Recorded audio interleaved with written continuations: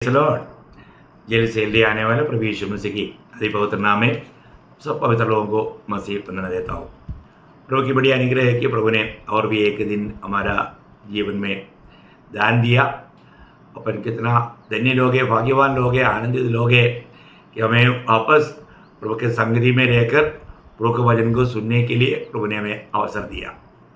प्रभु को बहुत धन्यवाद देता हूँ। खास करके इस जीवन में भविष्य को जानना कितना अच्छी बात है। दुनिया भविष्य को जानने के लिए भविष्य में जाने वालों के पास जा कर के कितना पैसा खर्च करता, परंतु हमें बिना खर्च का मुफ्त में सच्चा हमारा भविष्य के बारे में प्रभु के वचन से हमें मालूम पड़ता है, तो ये कितना श्रेष्ठ बात है, बहुत ही महत्वपूर्ण बात है। प्रियो, हमारा भविष्य का बारे में जानने वाला परमेश्वर है। दुनिया के लोगों को भविष्य बोल करके धोखा देता, परंतु प्रभु का वचन हमें हमारा सही भविष्य बराबर बताता, तो बहुत अच्छी बात है। तो हम लोग मानव प्रभु यीशु मसीह का 5 सिंहासन के बारे में हम लोग देखना शुरू किया था। उसमें हमने पहला सिंहासन ये कृपासन है, कृपायुक्त सिंहासन, कृपा का आसन का बारे में हमने देखा। अभी आप देखो अनुग्रह का सिंहासन, उसको कहता है कृपा या अनुग्रह का सिंहासन। अब बहुत बड़ी बात है कि मतलब हम लोग अनुग्रह का सिंहासन में रोज जाना पड़ता और वहाँ से हमें अनुग्रह आकर के दुनिया का जीवन की यात्रा रोज करना, क्योंकि हमको मिलने वाला सामर्थ्य प्रभु की ओर से है और वो अनुग्रह की सिंहासन की ओर से है। दास को प्रभु ने, प्रेषित पौलुस को प्रभु ने कहा था, मेरा अनुग्रह तेरे लिए काफ़ी है। तो हमारा अधिक निर्बलता में, कमजोरियों में हमें पार करने के लिए प्रभु का अनुग्रह हमें चाहिए, तो बहुत बड़ी बात है। तो हमको प्रभु हमेशा ये अनुग्रह का सिंहासन में नहीं बैठेगा, वो सिंहासन बदलेगा, है ना। जब नोहा का जहाज हमेशा खुला नहीं रहा, प्रभु ने वो द्वार बंद किया, उसी प्रकार ये अनुग्रह का सिंहासन से प्रभु न्यायासन में आने वाला है। लेकिन न्यायासन में आने से पहले कुछ बात होता है। वो क्या होता? प्रभु अपना पवित्र लोगों को ले जाएगा। प्रभु का आगमन का 2 भाग है, एक गुप्त आगमन और एक प्रकट आगमन। गुप्त आगमन में प्रभु का लोगों के लिए आना है, और वो दुनिया में या पृथ्वी पर नहीं आएगा, बादलों में आएगा। आपको मालूम है, जब पहला थिस्सलुनीकियों उसका 4 अध्याय उसका 16-17 वचन जब आप पढ़ता है, क्योंकि प्रभु आप ही स्वर्ग से उतरेगा, उस समय ललकार और प्रधान दूत का शब्द सुनाई देगा और परमेश्वर की तुरही फूकी जाएगी, और जो मसीह में मरे हैं वे पहले जी उठेंगे। तब हम जो जीवित और बचे रहेंगे उनके साथ बादलों पर उठा लिए जाएंगे कि हवा में प्रभु से मिले, और इस रीति से हम सदा प्रभु के साथ रहेंगे। क्या अनमोल बात है ना। देखिए, मतलब प्रभु हमको ले जाने के लिए आएगा। उस समय में मतलब कैसे होगा, जो प्रभु में जो मर गया या सो गया वो लोग जी उठेगा, और जो हम जीवित है हम रूपांतर होकर के मतलब हवा में प्रभु से भेंट करेगा। इतने बड़ी बात है।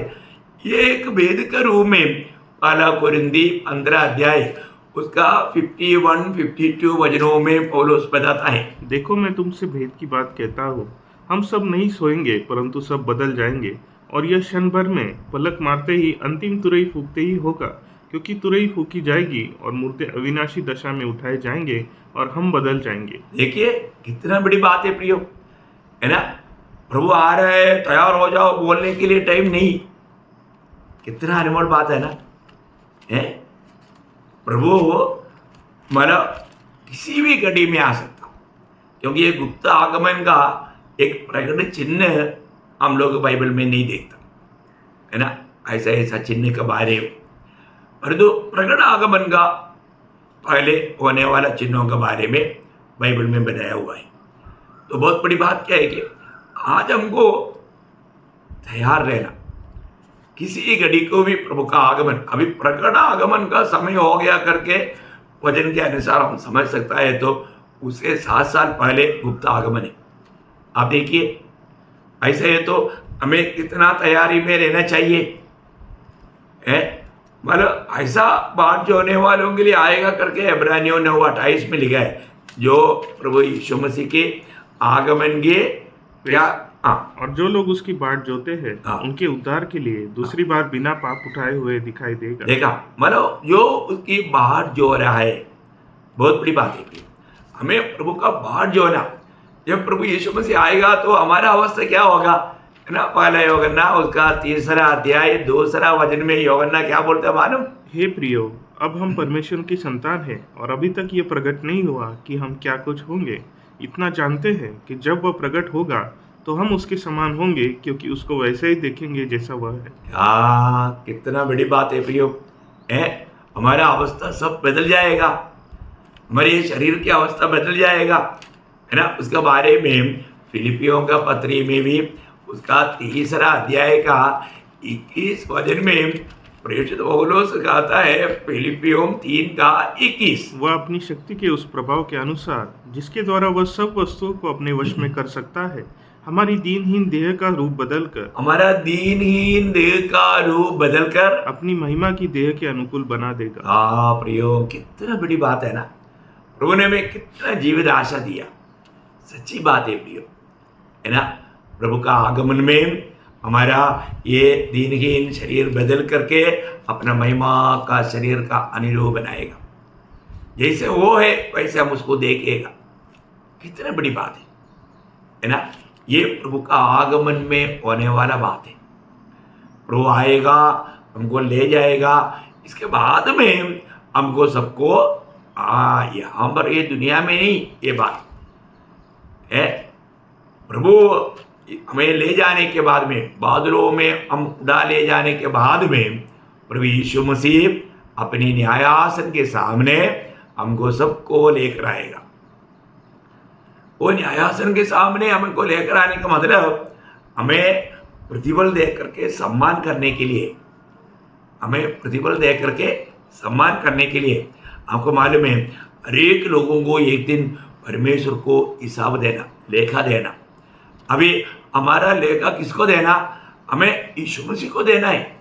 जब रोमियों का पत्री में उसका 14 अध्याय उसका 10 वचन का आखिरी भाग में हम लोग पढ़ता है, हम सब के सब परमेश्वर के न्याय सिंहासन के सामने खड़े होंगे। हम तो सबको परमेश्वर के न्यायासन के सामने खड़ा होना। उसका 12 वचन में भी लिखा है, अब इसलिए हम में से हर एक परमेश्वर को अपना अपना लेखा देगा। हरेक लोग, हम में से हरेक लोग, पौलुस भी लेखा देना पड़ेगा, हमको भी लेखा देना पड़ेगा। आप देखिए, है ना। तो ये सिंहासन में कौन हमको न्याय करने वाला है? हमारा न्यायी होकर के वो सिंहासन में कौन बैठा? यीशु मसीह बैठा, है ना। जब यीशु मसीह दुनिया में था तभी ये बात को यीशु मसीह ने स्वयं कहा था। आपको याद होगा, यूहन्ना का सुसमाचार में 5 अध्याय में उसका 22 वचन में यीशु मसीह ने स्वयं ये बात को कहा, पिता किसी का न्याय नहीं करता, परंतु न्याय करने का सब काम पुत्र को सौंप दिया है। देखा, न्याय करने का सारे काम पुत्र को सौंप दिया है। और पिता ने ये बात पुत्र को ये काम सौंपा हुआ है, ये बात दुनिया को प्रकट किया। दुनिया को कैसे प्रकट किया मालूम है ना? प्रेरितों का काम उसका 17 अध्याय उसका 31 वचन में, मतलब वचन में लिखा है, क्योंकि उसने एक दिन ठहराया है जिसमें उस मनुष्य के द्वारा धर्म से जगत का न्याय करेगा, जिसे उसने ठहराया है, जिसे उस पिता ने ठहराया है, और उसे मरे हुए में से जिलाकर। देखा, वो व्यक्ति का जो न्यायी है उसका चिन्ह क्या है? उसको मरे हुए में से जिलाया। मरे हुए में से कौन जिलाया गया? सिर्फ यीशु मसीह। देखा है, उस यीशु मसीह के द्वारा जगत का न्याय करेगा। देखिए, सबका न्याय यीशु मसीह करने वाला है। उसका प्रेरितों 10 अध्याय उसका 42 वचन में भी हम लोग देख सकता है। और उसने हमें आज्ञा दी कि लोगों में प्रचार करो और गवाही दो कि यह वही है जिसे परमेश्वर ने जीवित और मरे हुए का न्याय ठहराया है। देखा, सारे प्रेरित लोग हर जगह पर ये बात का प्रचार किया कि प्रभु यीशु मसीह के द्वारा जगत का न्याय होने वाला है। प्रियो, बहुत अनमोल बात है, बहुत बड़ी बात है। इसलिए अपने को उड़ा ले जाने के बाद में हमको सबको प्रभु यीशु मसीह के न्यायासन के सामने प्रकट होना है। हमारा जीवन का सारे बातों का लेखा देना है। हमारा प्रभु आने वाला है। आपको मालूम है ना, जब बाइबल का आखिरी किताब भी हमको ये आशा प्रदान करता है ना। आखिरी किताब प्रकाशित वाक्य किताब, और उसका आखिरी चैप्टर में 3 बार प्रभु ने कहा, आपको मालूम, उसका 22 अध्याय का 7 वचन, देख मैं शीघ्र आने वाला हूँ। देखा, प्रभु बोलता है मैं शीघ्र आने वाला हूँ। उसका 12 वचन, देख मैं शीघ्र आने वाला हूँ हाँ, और हर एक के काम के अनुसार हर एक का काम के अनुसार बदला देने के लिए प्रतिफल मेरे पास है। देखिए, प्रतिफल दे करके आ रहा है। आप देखो प्रियो, है प्रभु का आगमन के बाद जो आने वाला भक्तों के लिए प्रतिफल ले करके आ रहा है। उसका 20 वचन, जो इन बातों की गवाही देता है वह यह कहता है, हाँ मैं शीघ्र आने वाला हूँ। देखा, मैं शीघ्र आने वाला हूँ। देखिए, बार बार प्रभु ने बोला मैं शीघ्र आने वाला हूँ। प्रियो, हमारा प्रभु यीशु मसीह हमारा ये पीढ़ी में आएंगे, मैं पूरा विश्वास करता हूँ। और वो भी हो सकते हैं आज आएंगे। उस विश्वास से, उस तैयारी में हमें रहना चाहिए। कल के लिए मत रखना प्रियो, आज आएंगे उस आशा में, उस विश्वास में हमें रहना चाहिए, है ना। प्रभु आएगा, प्रभु का वचन कभी बदलेगा नहीं।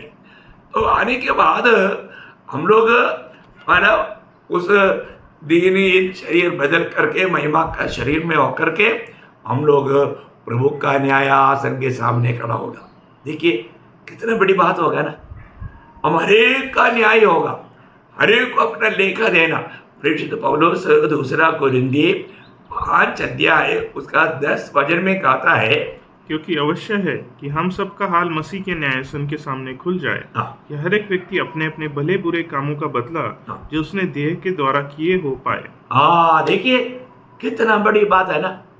है हमने ये शरीर में रह करके भला किया या बुरा किया, अब देखो उसके अनुसार मिलेगा। आप सोचना प्रियो, हमारे जीवन में हम हमेशा भला काम नहीं किया, कई बुरा काम भी हमसे हुआ है। बुरा काम को हमको प्रतिफल नहीं मिलेगा। भला काम का अर्थ आपको समझना किस रीति का। हम लोग जो सोचता है मैंने उसको ये किया वो किया और 1000 लोगों को हमने बोल दिया, वो भला काम नहीं, उसका प्रतिफल नहीं है। वो सब दुनिया से सम्मान पाने वाला बात है। आपको मैं बताऊं, हमारा काम प्रतिफल मिलने वाला काम कैसा काम है उसका बारे में ना 1 कोरिन्थी उसका 3 अध्याय उसका 12 से 15 तक का वचनों में प्रेषित पौलुस सुंदर वर्णन किया। आप लोग ध्यान से सुनना है। यदि कोई इस नींव पर सोना या चांदी या बहुमूल्य पत्थर या काट या घास या फूस का रद्दा रखे तो हर एक का काम प्रकट हो जाएगा, क्योंकि वह दिन उसे बताएगा। इसलिए कि आग के साथ प्रकट होगा और वह आग हर एक काम को परखेगी कि कैसा है। जिसका काम उस पर बना हुआ स्थिर रहेगा वह मजदूरी पाएगा। यदि किसी का काम जल जाएगा तो वह हानि उठाएगा, पर वह आप बच जाएगा परंतु जलते चलते। देखो प्रियो, अभी यहाँ पर एक बात है, ये न्यायासन के सामने आने वाला कोई भी नरक में नहीं जाएगा है। लेकिन एक बात है, सबको प्रतिफल नहीं मिलेगा। हर एक का काम के अनुसार प्रतिफल है। हम प्रतिफल पाने लायक काम करना हमारा कर्तव्य है। आप देखिए यहाँ पर 6 प्रकार का वस्तु के बारे में बताया, सोना चांदी बहुमूल्य पत्थर और लकड़ी घास भूसा। आप देखिए ये वस्तुओं को आग में होकर के भेजेगा तो लकड़ी घास भूसा क्या होगा, जल जाएगा। जो सोना चांदी और बहुमूल्य पत्थर जो है वो बाहर आएगा, उसका हानि नहीं होगा। आप देखिए क्या है सोना चांदी बहुमूल्य पत्थर। आपको मालूम है सोना हमेशा ईश्वरीय स्वभाव को बताता है ना। चांदी हमारे छुटकारों को दिखाता और बहुमूल्य पत्थर बोलेगा तो उधार पाए हुआ हरेक भक्तों को दिखाता। उधार पाए हुए लोग आत्मा की प्रेरणा से प्रभु का महिमा के लिए किया हुआ उन बातों को ही वहां पर प्रतिफल है। और एक बात मैं उसको सरल बताता हूँ, एक व्यक्ति में आत्मा का प्रेरणा पा करके सिर्फ प्रभु का गौरव के लिए, प्रभु का महिमा चाहते हुए उन्होंने किया हुआ काम, वो काम को हमें प्रतिफल है। और भी मैं थोड़ा डीप बताएगा तो यीशु मसीह हमारे में रह करके प्रभु का महिमा के लिए हमको कितना इस्तेमाल कर पाया, उसका ही हमें प्रतिफल मिलेगा। आप देखो हम कौन है, प्रभु का पात्र है, सही बात है ना। हमें प्रभु एक बर्तन के रूप में प्रभु हमें इस्तेमाल करता, प्रभु हमें प्रभु का महिमा के लिए कहां तक इस्तेमाल कर पाया, उन बातों का हमें प्रतिफल है।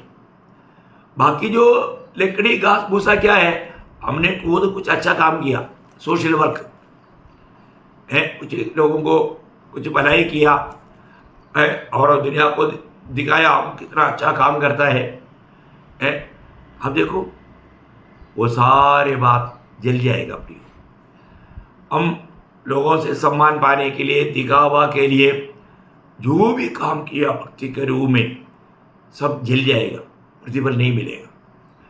आज अधिकतर लोग इस प्रकार का काम करके प्रभु के न्यायासन में लज्जित होने का अवस्था आएगा। कितना दुख भरा बात है। हम लोग इस बात को भी सही रीति में जानना, प्रभु में हमने किया हुआ कामों को मैं किस रीति में मैं उसका प्रतिफल पाने जा रहा है, मुझे न्यायासन के सामने क्या मिलने वाला है, ये बात को जानना और उसका तैयारी में रहना बहुत बड़ी बात है। आपको मालूम है उस न्यायासन के सामने हर एक विश्वासियों को प्रतिफल मिलेगा, मतलब उनका आत्मिक सेवा में, है ना। अभी उसमें उसी टाइम पर एक लोगों को मिलने वाला कुछ बात मैं आपको बताता हूँ। एक दानियल 12 अध्याय का 3रा वचन में, मतलब दानियल को प्रभु बोलने वाली एक बात है, बहुत बड़ी बात है ना। दानियल उसका 12 अध्याय उसका 3रा वचन में हम लोग देखता है, तब सिखाने वालों की चमक आकाश मंडल की सी होगी और जो बहुतों को धर्मी बनाते हैं वे सर्वदा तारों के समान प्रकाशमान रहेंगे। क्या बात है, तारों की समान प्रकाशमान रहेगा, जो बहुतों को प्रभु में लेकर आता या आत्मा जीतता। बहुत बड़ी बात है। हम लोगों को प्रभु ने आत्मा जीतने के लिए अलग किया है। तो आज मेरे द्वारा आत्मा प्रभु के पास आ जाता है और लोगों को मसीह में प्रोत्साहन करके उन्नति में लाता है, वो लोग तारों की समान चमकेगा। ये बात यीशु मसीह ने भी कहा, आपको याद होगा मत्ती के सुसमाचार उसका 13 अध्याय उसका 43 वचन में अगर आप देखेगा तो यही बात यीशु मसीह ने भी बताया। उस समय धर्मी अपने पिता के राज्य में सूर्य के समान चमकेंगे। देखा, धर्मी सूर्य की समान चमकेगा। आप देखिए कितना अनमोल बात है ना। अनंतदा में पवित्र लोग कैसा महिमा पहनने जा रहा है, आप देखो प्रियो। सूरज में महिमा में अंदर है, ये बात आप 15 अध्याय में पढ़ा है, आपको याद है। एक बात आपको बताना चाहता हूँ, आप किस रीति की महिमा पाना चाहते हो, वो कार्य करने का अवसर अभी है ना। ये छोटा सा जीवन में है ना, आनंददा का दर्शन पा करके जीना प्रियो। हमें थोड़ा भी समय व्यर्थ करने के लिए है ही नहीं। अभी का समय बहुत मूल्यवान है। आनंददा का दर्शन पाया हुआ लोगों के लिए उस दर्शन के अनुसार दौड़ना बहुत जरूरी बात है। मैं आपको बताना चाहता हूँ, तो इसका मतलब आत्माओं को जीतने वालों को इस प्रकार का बड़ी महिमा मिलेगा। फिर दूसरा आप देखता है कि आपको मालूम है, जब मत्ती के सुसमाचार में प्रभु ने कहा वो बात 10 अध्याय में है ना, मत्ती 10 अध्याय का मतलब 40 से 42 तक का वचनों में प्रभु कहा, क्या कहा, जो तुम्हें ग्रहण करता है वो मुझे ग्रहण करता है, और जो मुझे ग्रहण करता है वो मेरे भेजने वाले को ग्रहण करता है। जो भविष्यवक्ताओं को भविष्यवक्ता जानकर ग्रहण करे वह भविष्यवक्ता का बदला पाएगा, और जो धर्मी को धर्मी जानकर ग्रहण करे वह धर्मी का बदला पाएगा।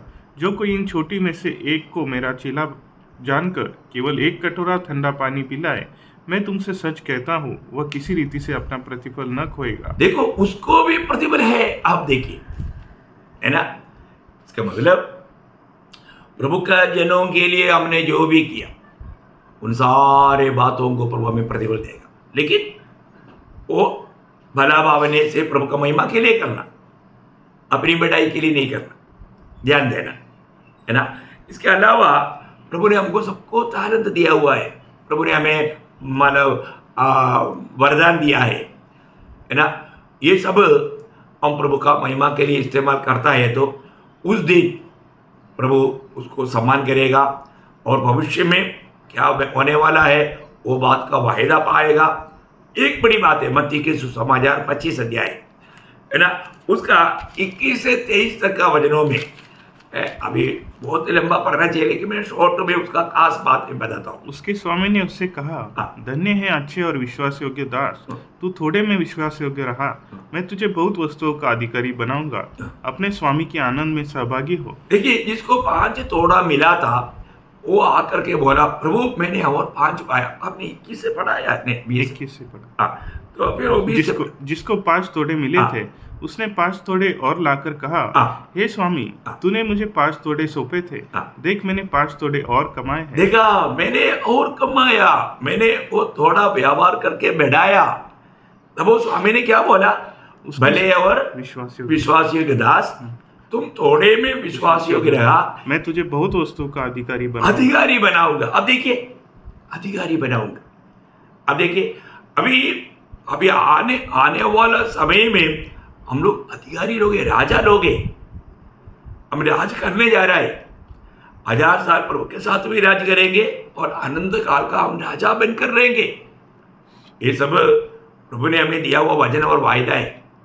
कितना अनमोल बात है। आगे दूसरा दास ने, और जिसको 2 तोड़े मिले थे उसने भी आकर कहा, हे स्वामी, तूने मुझे 2 तोड़े सौंपे थे, देख मैंने 2 तोड़े और कमाए। उसके स्वामी ने उससे कहा, धन्य है अच्छे और विश्वास योग्य दास, तू थोड़े में विश्वास योग्य रहा, मैं तुझे बहुत वस्तुओं का अधिकारी बनाऊंगा, अपने स्वामी के आनंद में सहभागी हो। कितना बड़ी बात है ना प्रियो, है ना। इसका मतलब क्या है कि हमें मिला हुआ उन वरदानों को आत्मीय मंडली की आत्मिक उन्नति के लिए, प्रभु का महिमा के लिए हमने इस्तेमाल करके बढ़ाया है, तो उस दिन न्यायासन के सामने हमारा प्रभु यीशु मसीह हमको बहुत बड़े बड़े बातों का अधिकारी बना करके उस आनंद में प्रभु प्रवेश कराएगा।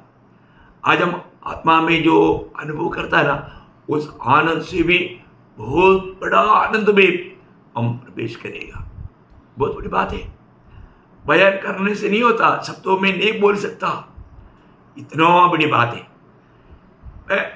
तो बाकी एक थोड़ा मिला हुआ बातों के बारे में अभी मैं नहीं बोलना चाहता है। हमें ये बात जानना है, आज मैं व्यवहार करके सही में प्रभु का महिमा के लिए उन बातों को इस्तेमाल कर पा रहे कि नहीं। उस न्यायासन के सामने ये सब प्रकट होगा। साथ ही साथ हम दूसरों को जो भी सेवा या मदद करता है, वह लूका का सुसमाचार में 6 अध्याय उसका 35 वचन जब पढ़ेगा, लूका उसका 6 अध्याय का 35 वचन, प्रभु का जन का कर्तव्य है प्रियो। आप देखिए, लूका 6 अध्याय उसका 35 वचन, वरन अपने शत्रु से प्रेम रखो और भलाई करो और फिर पाने की आशा न रखकर उधार दो और तुम्हारे लिए बड़ा फल होगा। तुम्हारे लिए बड़ा फल होगा। ये भी अपन किसी का कुछ सेवा करता है तो उससे ना प्रतिफल चाहते हुए और वो करेगा तो आप देखिए, सब प्रभु का महिमा के लिए प्रिय, ये भी सब प्रभु की आत्मा की अगुवाई से प्रभु की ओर से होना चाहिए। बड़ा प्रतिफल उस दिन पाएगा, है ना। उसी के साथ साथ हम लोग दूसरे की जो भलाई चाहेगा, है ना। रोमियो का पत्री में उसका 2 अध्याय उसका 10 वचन, रोमियो उसका 2 अध्याय का 10 वचन, परंतु महिमा और आदर और कल्याण हर एक को मिलेगा जो भला करता है, पहले यहूदी को फिर यूनानी को। जो भला करता है। भला होने का अर्थ इसमें क्या है कि हमें दूसरों के बारे में एक भला इच्छा रहना चाहिए, बुरा इच्छा नहीं, है ना। उनका भलाई चाहने वालों को, इसका मतलब हमारा दिल की विचारों को, भावनाओं को, सबको न्याय करेगा। दूसरे की भलाई चाहना, दूसरे के प्रति हम भले काम करना, ये पवित्र लोगों का एक अनमोल काम है। इसके साथ साथ एक दो बात और मैं बताना चाहूँगा। आपको मालूम है पहाड़ी उपदेश में प्रभु ने मत्ती के सुसमाचार 5 अध्याय से 7 अध्याय तक, उसमें 5 अध्याय में कहा हुआ एक अनोखा बात, बहुत इंपॉर्टेंट बात है, उसका 11-12 वचन।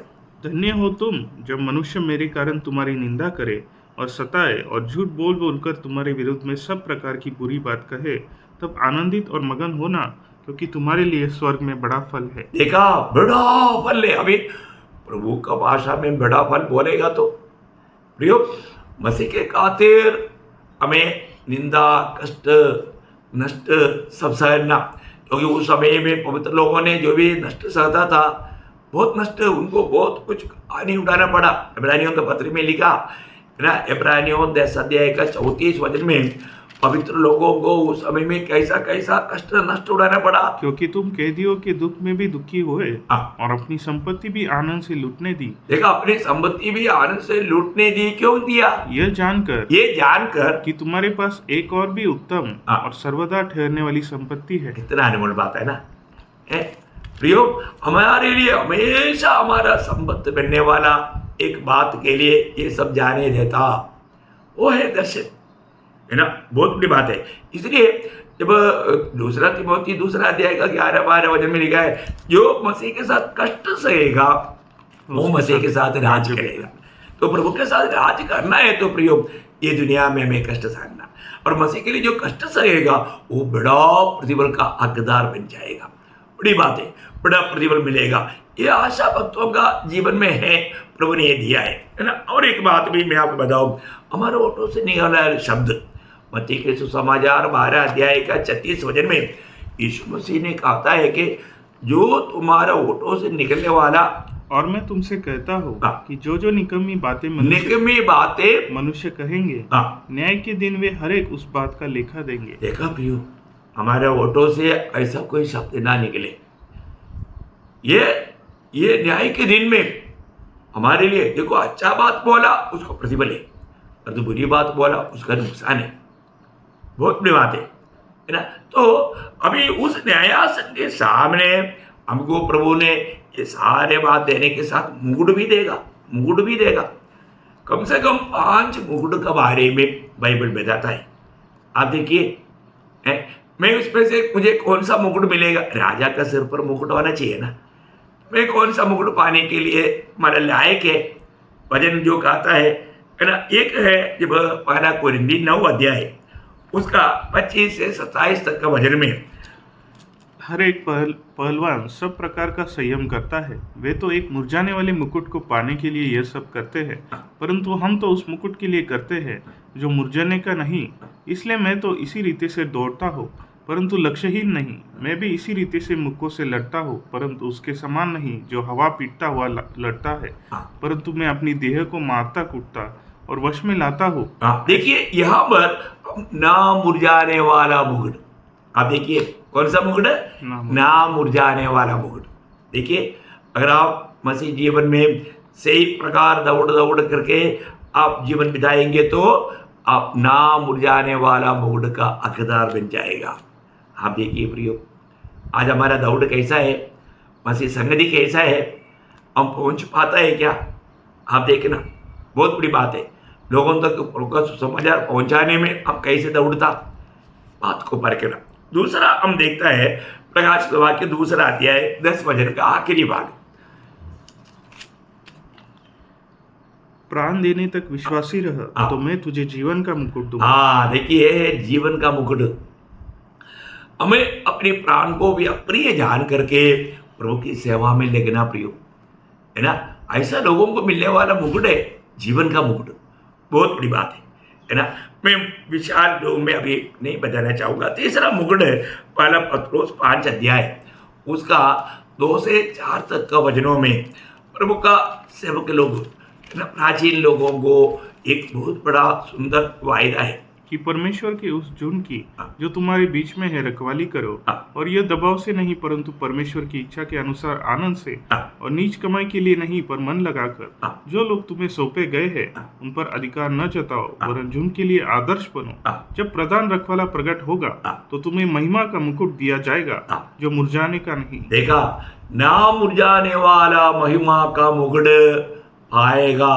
कौन पाएगा? जो रखवाली। अगुआ है, जो मंडली को आदर्श दे करके उनको बराबर प्रभु का वचन खिला करके प्रभु का निरूप बनाने में प्रयास में है। देखिए कितना अनमोल बात है ना। हमें वो मुकुट पाना है प्रियो, दिल लगा करके वो काम करना ना। मुझे वो मुकुट चाहिए, मैं इसके लिए मंडली में मैंने पूरा दिल लगा करके मैं वो काम करता हूँ। आपको भी, आप एक अगुआ है तो जरूर आप उस प्रकार कार्य करना प्रियो। ये प्रभु का प्रेम में विवेश होकर करना, आत्मा में भरकर करना, प्रभु का महिमा के लिए करना, बहुत बड़ी बात है। और 4वां मुकुट है धार्मिकता का मुकुट, है ना। 2 तिमोथी 4 अध्याय उसका 7-8 वचन में प्रेषित पौलुस कहता है, मैं अच्छी कुश्ती लड़ चुका हूँ, हाँ। मैंने अपनी दौड़ पूरी कर ली है, हाँ। मैंने विश्वास की रखवाली की है। हाँ। भविष्य में मेरे लिए धर्म का वह मुकुट रखा हुआ है, हाँ। जिसे प्रभु जो धर्मी और न्यायी है हाँ। मुझे उस दिन देगा, हाँ। और मुझे ही नहीं हाँ। वरन उन सबको भी जो उसके प्रकट होने को प्रिय जानते हैं। कौन सा मुकुट? धर्म का। धर्म का मुकुट। देखिए प्रियो, प्रभु सच्चा दौड़ने वाला, सच्चा आत्मिक जीवन की लड़ाई लड़ने वाला, है ना, अपने विश्वास को रखवाला करने वाला पवित्र लोगों को वायदा किया हुआ है ये धर्म का मुकुट। आखिर में एक और मुकुट है, 1 थिस्सलुनीकियों 2 अध्याय का 19-20 वचन में, आत्माओं को जीतने वालों के लिए एक प्रशंसा का मुकुट है ना। वो प्रशंसा का मुकुट, ऐसा 5 मुकुट के बारे में बाइबल हमें बताता है। प्रयोग हमको ये बात को जानना है, मैं कौन सा मुकुट का पाने के लिए जा रहा है। प्रभु का आगमन में हमें वो न्यायासन के सामने प्रकट होना है। हमको सबको अपना जीवन का लेखा देना है। आज प्रभु आएगा तो उस न्यायासन के सामने मेरा क्या होगा, जरूर वचन सुनने वाला सब पवित्र लोगों को मैं बताना चाहता हूँ, आप थोड़ा पहले कीजिए, अपना तैयारी कीजिए। अभी ज़्यादा समय नहीं मिलेगा प्रियो, किसी भी क्षण प्रभु का आगमन हो सकता है। आज आ गया तो मैं क्या प्रतिफल पाएंगे, थोड़ा परखना। प्रभु का न्यायासन हमें प्रतिफल पाने के लिए, ये पवित्र लोगों के लिए, आपको ये वचन आपका आत्मीय जीवन के लिए प्रेरणा प्रोत्साहित हो और आप मसीह की इच्छा में बैठा रह करके उन प्रतिफलों को प्राप्त करने का योग्य जीवन बिताए। उसके लिए प्रभु सबको सहायता करे। प्रभु को महिमा मिले। आमीन।